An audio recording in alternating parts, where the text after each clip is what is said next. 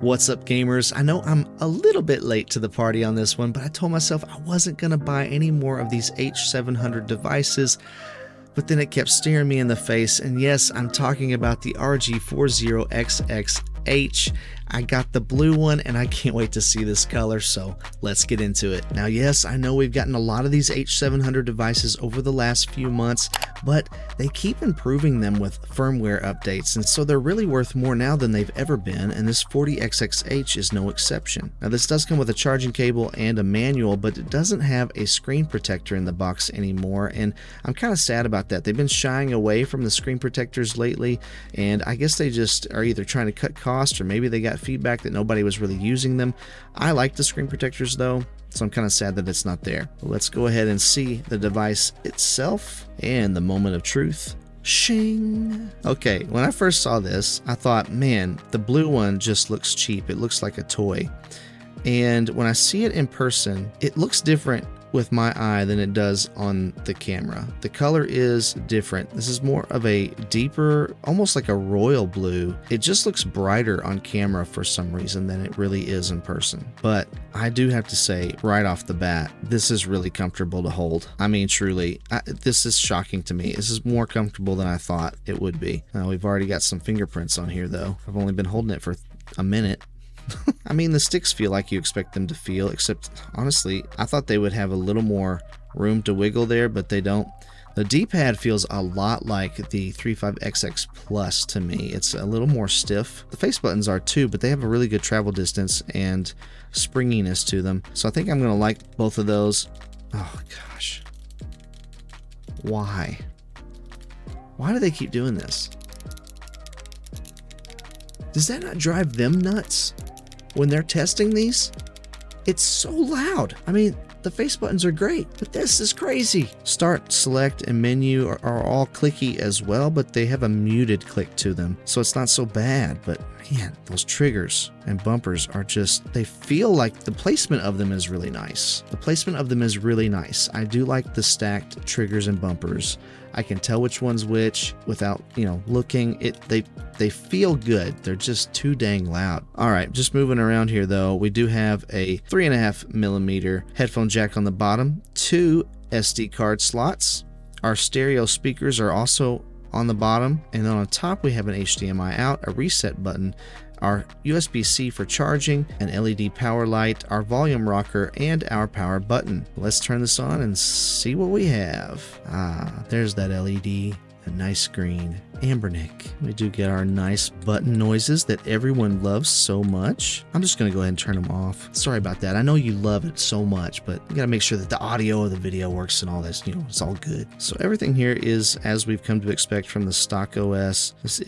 Mine did come with version 1.0.1, which is from July 2nd, and I believe there has been an update since then, so I'll probably update this later, but it should be good enough for testing right now. Let's go ahead and jump into the RetroArch game section. So we have PSP, PlayStation, Nintendo DS, Nintendo 64. Ooh, Wave Race. Let's try Wave Race. See how that runs. Turn the volume down there. All right, let's go. Man, I remember when I was a kid and I got an N64 and for Christmas one year, and Wave Race was one of the first games that I had, and man, I played that game over and over and over and over and over.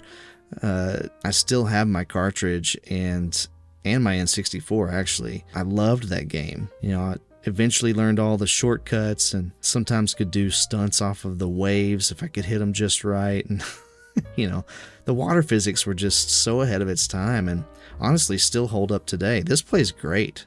This plays absolutely excellent. The frame rate was solid, no stuttering at all, just absolutely fantastic. Let's just go straight to the top here and see how Chains of Olympus plays. Let's see if that gives us any troubles.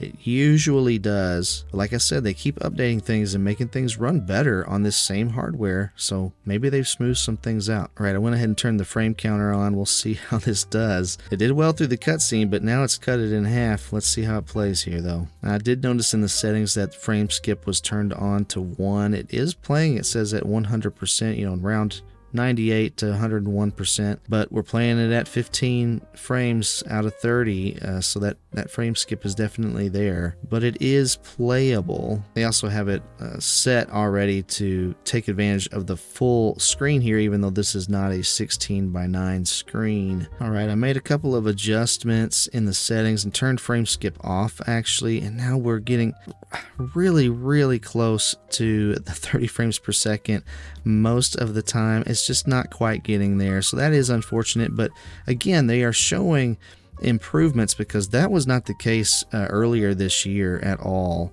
with this game. With that frame skip on at 100% speed there, it is still a playable experience. Let's try some Dreamcast. A little Marvel vs. Capcom 2. Oh, come on. Stop blocking all my stuff. Get down, Venom. What's that move? Oh, no. How do you do that? I'm maxed out. How do I do that? So I only picked Dr. Doom because I'm wondering what everybody's thinking about Robert Downey Jr. coming back to play Dr. Doom. Are you excited about that? Because it seems like people are pretty divided on it. Let me know in the comments what you think about it. Yeah, blocked it. Oh man, how many specials does she get? Time over. I win. Bam!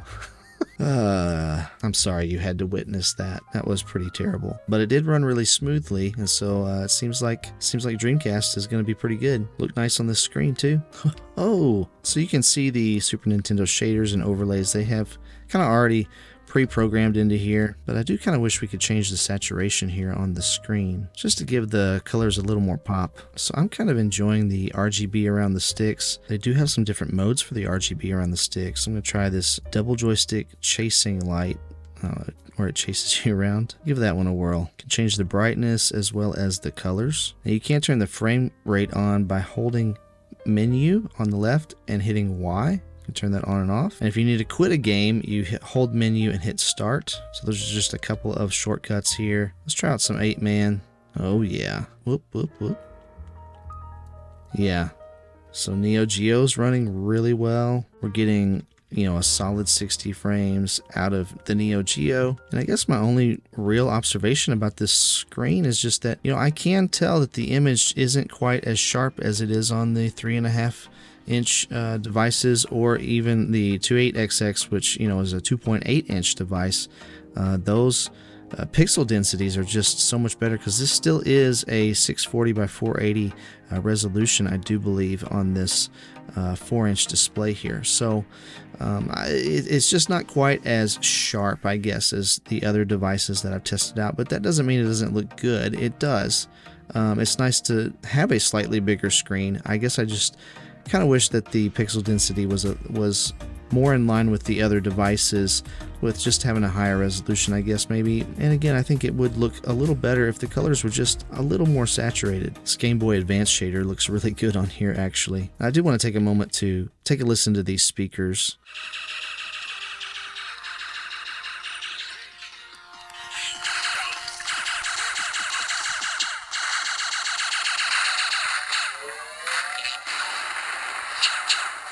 I wish they were front facing instead of downward firing, but they do sound good. I also thought it would be interesting to just see the difference between the screen sizes here. So here's the 35XX Plus. It has a 3.5-inch display, of course. And then here's the 28XX, which has a 2.8-inch display. And while this one is a lot more pocketable, the 40XX H does give you a lot more screen real estate, which is really nice. That about wraps it up for this first impression video. Let me know what you think about the 40XX H in the comments below. I'd love to hear your thoughts. I actually like it a lot more than I thought I would.